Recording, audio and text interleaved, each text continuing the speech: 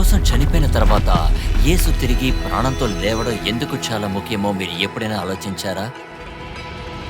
ఒక చనిపోయిన వ్యక్తి మనకు ఏమి ఇవ్వగలడో ఒక్కసారి ఊహించుకుందాం.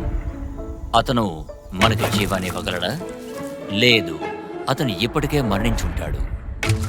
స్నేహం గురించి ఏమంటారు? బహుశా కాదు. మన జీవితాలను మార్చుకునే శక్తిని మనకు ఇవ్వడం గురించి ఏమిటి? సమస్య ఏంటో మీకు తెలుసు. శుభవార్త ఏంటంటే యేసు తిరిగి ప్రాణంతో లేచాడు, ఇంకా జీవిస్తూనే ఉన్నాడు. ఆయన అన్నీ మార్చగలడు. కానీ ఆయన తిరిగి ప్రాణంతో ఎలా రాగలిగాడు? యేసు పూర్తిగా పరిశుద్ధుడు.